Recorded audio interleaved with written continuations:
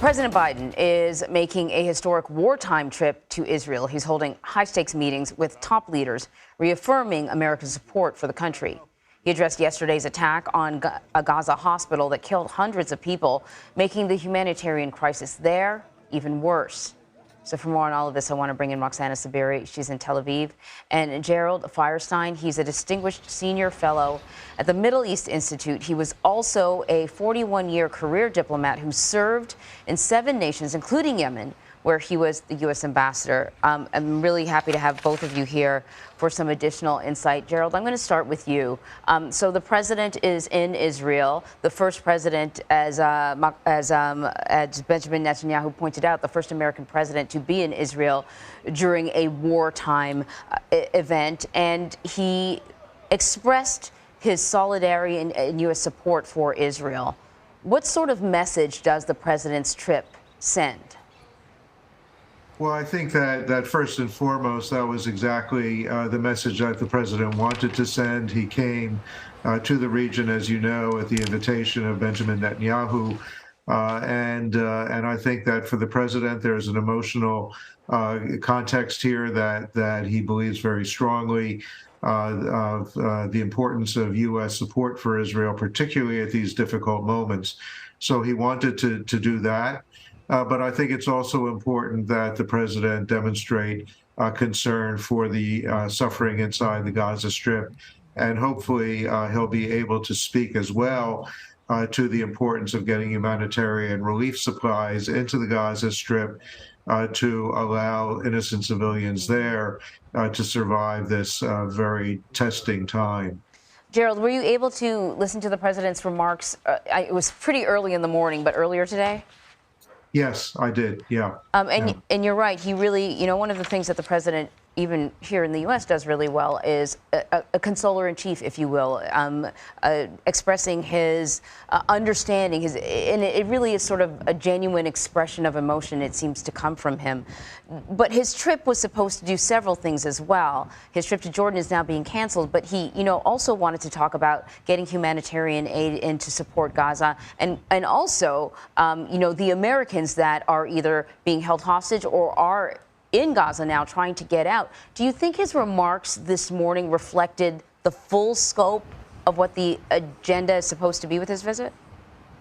Well, no, unfortunately, of course, the cancellation of the meeting in Jordan is a setback, if you will. And it's not only, and again, I think it's important, and hopefully the president intended to speak to the Arab leaders, and those conversations can go forward, as your correspondents have suggested. But it's also important to begin thinking as well about what happens after this conflict is over. It's not only about Gaza, it's about how do we end this cycle of violence between Israelis and Palestinians. And to have that conversation, he needs to speak to the Arabs as well as the Israelis. Roxana, I want to pivot over to you. As we just mentioned, the president was supposed to be meeting in Jordan. He was supposed to be meeting with the leaders of Egypt, Jordan, and the Palestinian authorities. Can you tell us a little bit more about what was supposed to happen with that meeting and why it was canceled? Yes, Anne-Marie, as you were mentioning, he was supposed to meet with the leaders, those 3 Arab leaders, but the meeting was canceled last night after the strike on that hospital in Gaza. A White House official told CBS News that after consulting with King Abdullah of Jordan and in light of the 3 days of mourning that Jordan announced, as well as the Palestinian Authority President Mahmoud Abbas announced that President Biden would be postponing his travel to Jordan, but the president said aboard Air Force One when he was on his way here to Israel today that he still plans to speak with the Arab leaders on his way home. Now, Egypt has blamed Israel for the strike. King Abdullah of Jordan has called it a heinous war crime that cannot be ignored. And Jordan's foreign minister said that the Arab leaders had wanted the meeting to produce what he called an end to the war, which seems unlikely now. As the ambassador just mentioned, this is a setback in efforts to address the humanitarian crisis that is quickly growing in Gaza. Ambassador, what I kept on thinking in the wake of this bombing or blast, explosion, whatever you want to call it, at the hospital, is how quickly things can sort of pivot on a dime with, you know, a comment, with an incident. When I was going to sleep, I thought, and I go to sleep really early, I thought things seemed to be moving in a good direction, and then I heard the news of what had happened at the hospital. And now Israel is blaming Islamic Jihad for this attack on the hospital, but a number of other Arab leaders are not in agreement with Israel. Is this sort of thing, because anything can happen at any time during wartime, is this sort of incident something that, you know, threatens to sort of repeatedly derail any progression?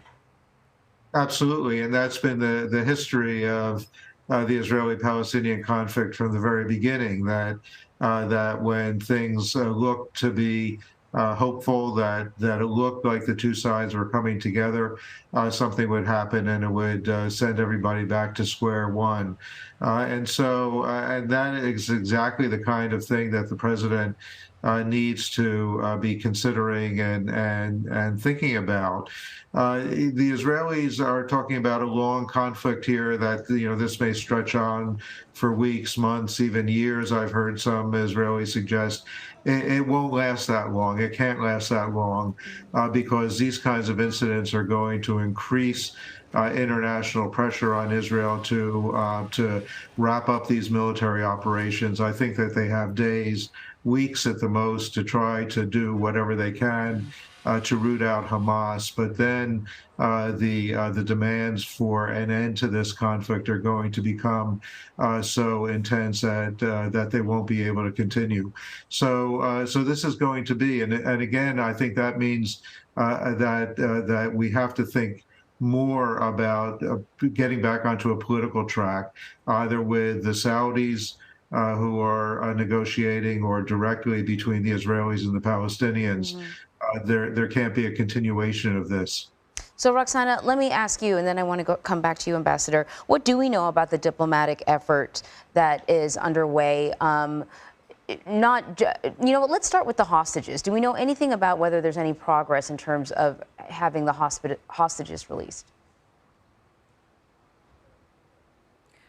So what we know, Anne-Marie, is that the U.S. has been working with Qatar, where the political headquarters of Hamas is located, and Qatar is also an ally of the U.S. in the Middle East, to negotiate over the hostages' release. We don't have a lot of details. We did speak with one American who lives here in Israel. She says her cousin, Carmela Dan, who is an 80-year-old woman, she says, with dementia, is among the Americans who are being held hostage in Gaza by Hamas. She said that the Israeli government has not been very communicative to the families of those being held hostage, but that the U.S., the Biden administration, has been very empathetic and very supportive. She spoke with President Biden herself, she said, and has been encouraged by the U.S. efforts in this regard. But we don't have a lot of details about what the efforts are exactly. The families are certainly waiting for any information that they can get. Ambassador, I want to ask you one final question. You know, the Secretary of State has already visited Israel a couple of times and spent some time in the region. The Secretary of Defense was also there. Do you think it was necessary for President Biden to visit now? One of the things that I wondered, and of course I know nothing about diplomacy, but whether or not his visit could have been tied to some concrete promises, whether or not his visit could have been tied to perhaps a temporary ceasefire so that Gazans can get to a safer location, something along those lines.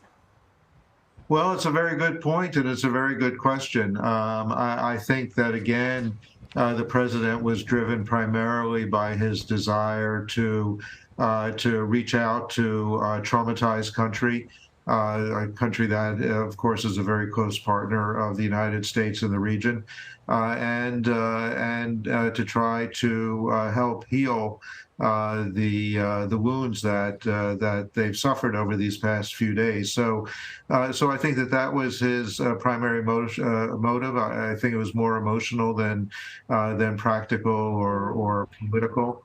And I just think that's the kind of person he is. Roxana and Gerald Feierstein, thank you so much. Thank you.